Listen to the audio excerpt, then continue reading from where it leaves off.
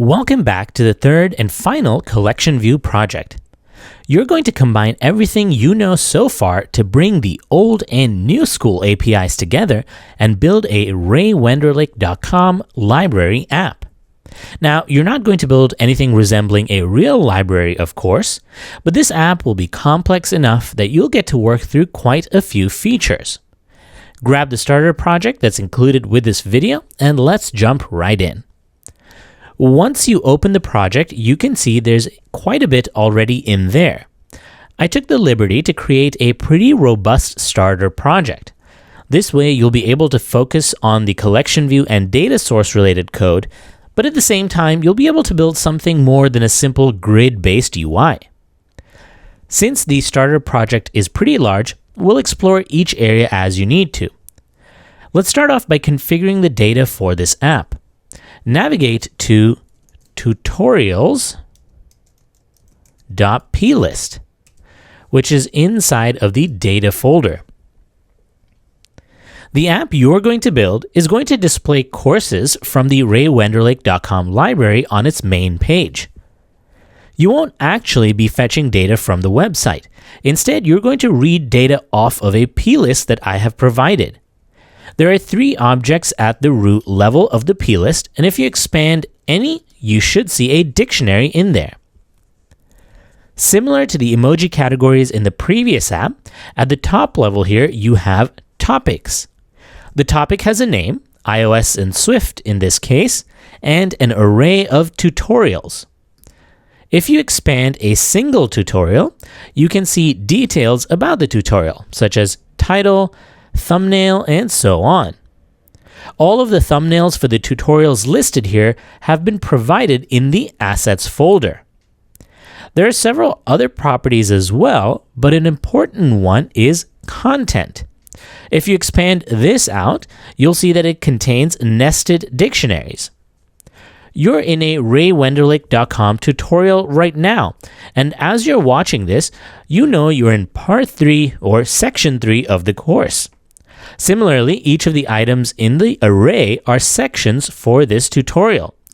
A section contains videos, each of which contains a title and a URL.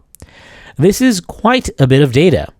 You can actually close this out and then holding the Option key down, tap on the arrow again to expand it all out if you're interested in checking it out. For each of the main components defined here, I've also provided some models in code. Let's start big and then go small.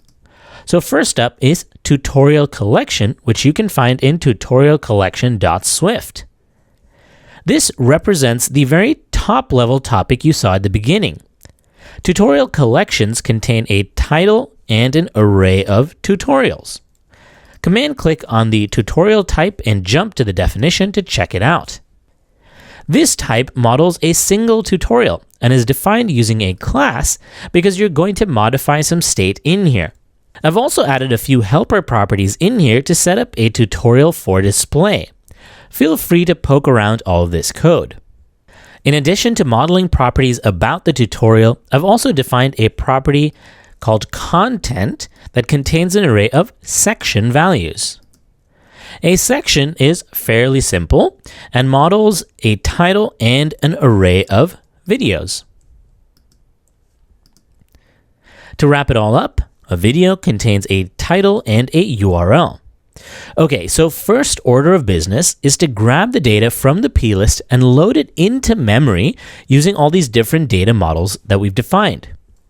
Add a new file to the data group and name it data source. In here, we're going to define a class named data source. This class is going to store an array of tutorial collection values, so define it as a stored property.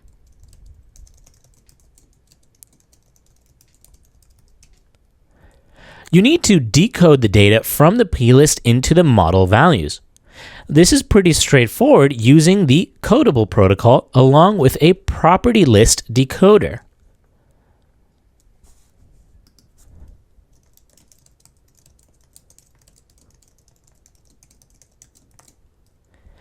Inside the initializer for this class, let's get a reference to the plist.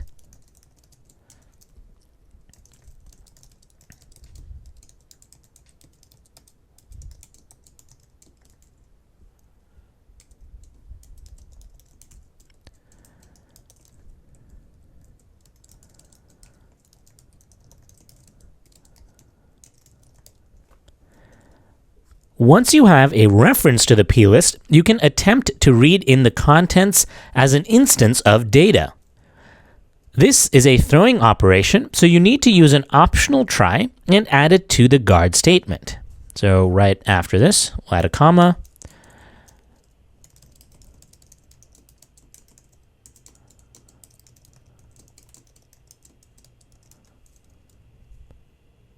You can now decode the data into an array of tutorial collection. This is also a throwing operation, but if you use an optional try, you can add it to the guard statement instead of having to use a do try catch. This is incorrect. Let's fix that. There we go.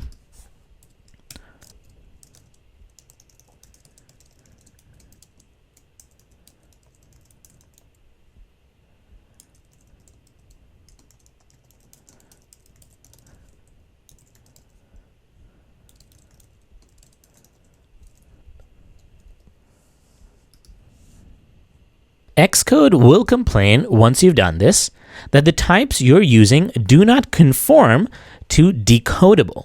Not to worry, you'll add that in. Now you can assign the tutorial's value over to the stored property.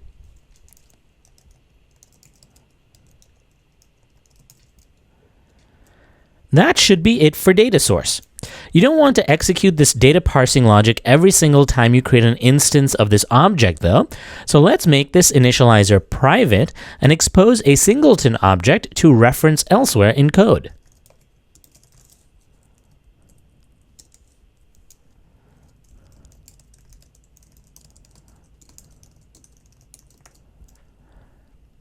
Next, you need to add decodable conformance to all the models. Navigate to video.swift and add decodable conformance to the type definition.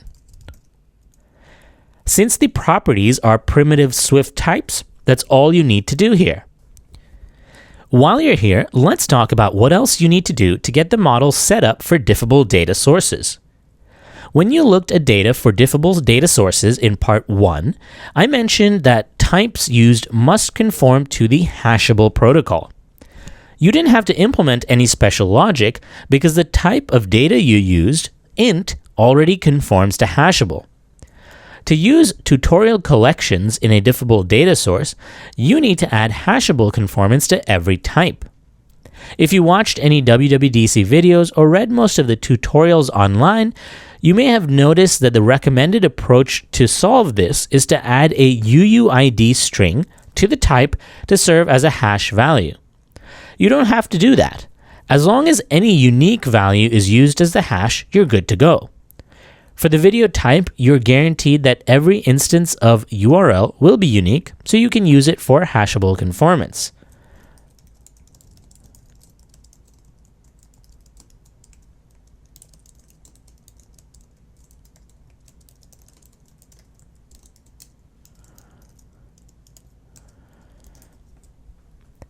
In addition to this, when a data source compares between two snapshots, it's going to look at whether two instances of the same object have changed in other ways. For it to be able to do that, you need to provide equatable conformance.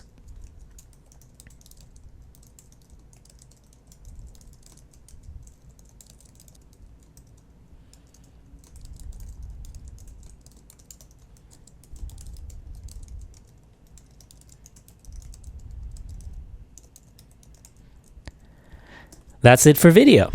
Let's head over to section.swift. Adding decodable conformance is straightforward here as well. For hashable conformance, you don't actually have a unique value. In this case, let's go with that UUID strategy.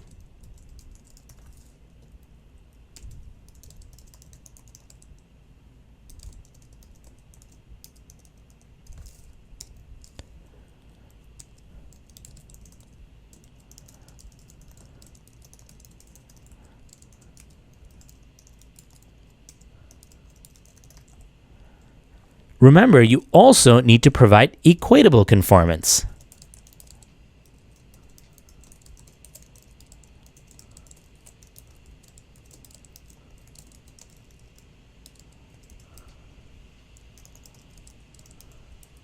Okay, let's do the same for the tutorial type and add decodable conformance, a UUID string for the hashable implementation, and a meaningful implementation of equatable. So we'll navigate to tutorial, and then we'll do it over here at the top.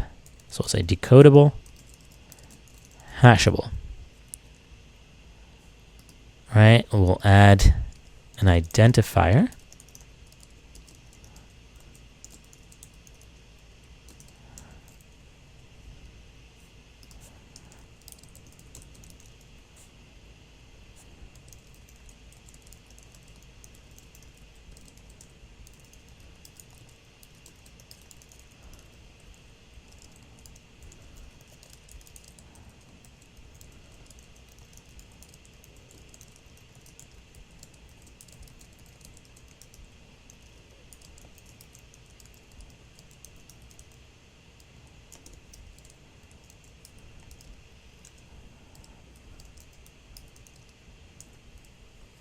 Now that you have decodable conformance, you can actually delete this existing initializer. You only want your types to be initialized with data from the plist.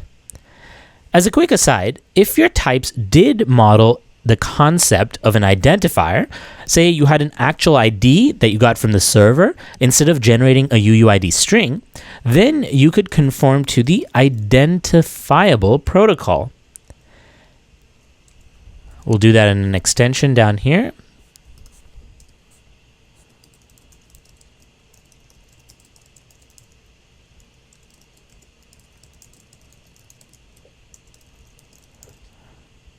Identifiable requires that types have a gettable ID property, where the value is a hashable value of any kind. Ultimately, it provides the same behavior, but if you have an ID in place, this is an easy way to configure your objects for use with diffable data sources.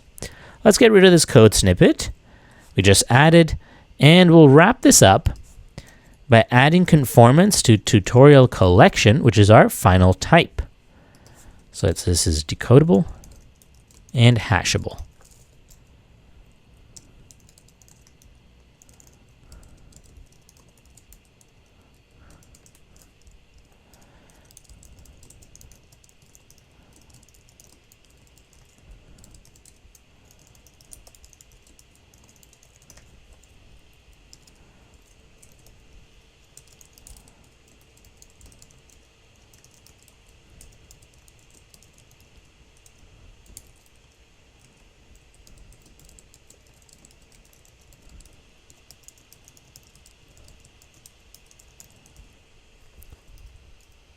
Whoops, looks like I have a typo. With that, your data is ready to go. In the next video, you'll work on the main library.